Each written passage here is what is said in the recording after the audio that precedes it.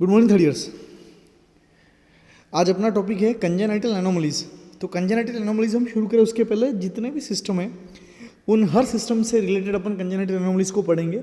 सबसे पहले अपन टर्म को सुन लेते हैं। कंजेनाइटल मालफॉर्मेशन मतलब कोई ऑर्गन बना तो है पर आधा अधूरा बना है, उसको अपन कंजेनाइटल मालफॉर्मेशन के नाम से जानते हैं। और कंजेनाइटल एनोमलीज मतलब किसी ऑर्गन का एब्सेंस होना जो शरीर के अंदर उपस्थिति नहीं है।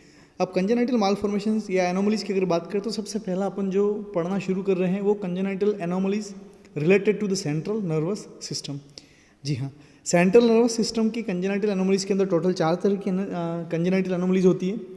पहली जो होती है वो न्यूरल ट्यूब डिफेक्ट होती है, और न्यूरल ट्यूब डिफेक्ट के अंदर 2 तरह की होती है, एनएनसेफेली और स्पाइना बाइफिडा।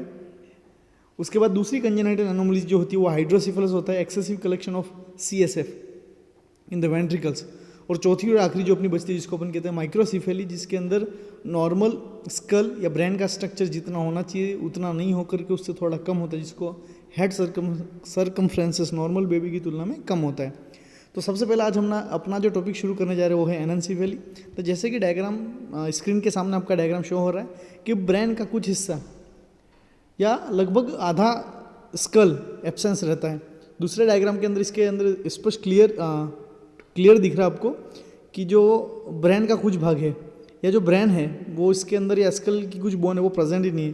तो इस तरह के बच्चे को अपन एनएनसेफेली के नाम से जानते हैं। यह एक तरह का न्यूरल ट्यूब डिफेक्ट है। तो डिटेल में अपन नोट्स में इसमें पढ़ना शुरू कर रहे हैं। जैसे कि नोट्स आपके पास पहुंच चुके हैं।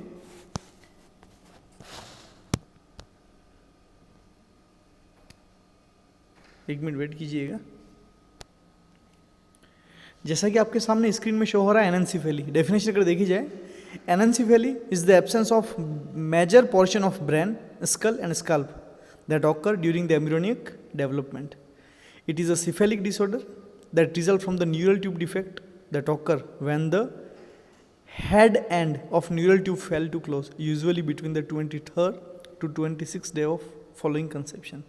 गर्भधारण के 23वें से 26वें दिन के बाद में, या फिर हम कह सकते हैं तीसरे से चौथे सप्ताह जब बच्चा गर्भ में रहता है, तो ऐसी कंडीशंस के अंदर जो न्यूरल ट्यूब होती है वो फ्यूज़ होती है, बंद होती है। तो ऐसी कंडीशन में कुछ abnormality, genetic problems, aetiological factors, maternal infections, excessive use of drug, ऐसे बहुत सारे कारण हैं जिनकी वजह से ये ट्यूब क्लोज नहीं हो पाती है और इस तरह के बेबी डिलीवर होता है, जिसको हम एनएनसेफेली के नाम से जानते हैं। या फिर हम कह सकते हैं दूसरी भाषा में, anencephaly is a condition that prevent the normal development of brain and bone of the skull, कि स्कल बोन और ब्रेन को जो डेवलप नहीं होने देती है उस तरह की कंडीशन को हम एनएनसेफेली के नाम से जानते हैं।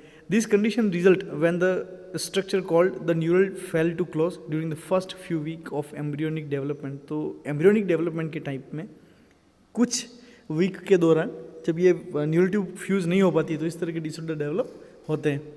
जैसे कि आपके सामने स्क्रीन में शो हो रहा है कि इसके अंदर कुछ बोन स्कल की नहीं दिख रही है या फिर ब्रेन का कुछ पोर्शन नहीं दिख रहा है।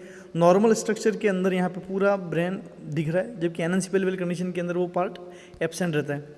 इंसिडेंस की अगर बात करें तो इंसिडेंस के अंदर यहाँ पर हर 1000 प्रेगनेंसी में से एक बेबी के अंदर इस तरह की एनएनसेफेली वाली कंडीशन पाई जाती है। पर लगभग बच्चे थोड़े और बड़े होते हैं और अपने आप मिसकैरेज या अबॉर्शन हो जाता है और उन बच्चों की सर्वाइवल रेट कम रहती है। पर हर 10,000 में से एक बच्चे के अंदर इस तरह की कंडीशन पाई जाती है। क्लिनिकल मैनिफेस्टेशन की अगर बात करें तो जो मैक्सिमम पार्ट है ब्रेन का वो बना ही नहीं है, तो जिसकी वजह से अपन कह सकते हैं कि people with the एनएनसेफेली are missing the large part of brain called the सेरिबम and cerebellum. सेरिबम और सेरिबेलम की एब्सेंस होने की वजह से बेबी के अंदर thinking, hearing, vision, emotion, coordination, इस सारे तरह की फंक्शनिंग, मोटर, सेंसरी एब्सेंट रहती है और जिस वजह से बेबी के सिम्टम्स डेवलप होते हैं। डायग्नोस्टिक इवैल्यूएशन की बात करें तो डायग्नोस्टिक इवैल्यूएशन के अंदर सबसे पहले अपन ब्लड टेस्ट से भी पता कर सकते हैं। ब्लड टेस्ट के अंदर क्या देखेंगे, high level of liver protein, alpha feto protein जो है वो एनएनसेफेली को इंडिकेट करती है। एमनियोसिंथेसिस के अंदर पता लगा है तो उसके अंदर भी high level of alpha feto protein या एसिटाइल कोलाइन स्टेरेज जो होते हैं वो न्यूरल ट्यूब डिफेक्ट के अंदर पाए जाते हैं। या फिर हम कह सकते हैं जिन मदर के अंदर फॉलिक एसिड की कमी होती है उनके अंदर भी न्यूरल ट्यूब डिफेक्ट होने के चांसेस ज़्यादा रहते हैं। अल्ट्रासाउंड से भी हम पता कर सकते हैं कि जब सोनोग्राफी की जाएगी, अल्ट्रासाउंड या यूएसजी की जाएगी तो उस समय पे स्कल का कुछ पोर्शन इमेजिन के अंदर नहीं दिखेगा, फीटल एमआरआई के द्वारा भी देख सकते हैं। ट्रीटमेंट की अगर बात करें तो नॉर्मली 3 तरह के ट्रीटमेंट होते हैं, मेडिकल मैनेजमेंट, सर्जिकल ट्रीटमेंट और नर्सिंग मैनेजमेंट की अगर बात करें तो यहाँ पे ऐसी कोई भी मेडिसिन नहीं है जो पार्ट एब्सेंस है उसको वापस फिर से लाया जा सके। ऐसी कोई सर्जिकल रिमूवल नहीं है जो ब्रेन का जो पोर्शन है ही नहीं उसको फिर से डेवलप किया जाए।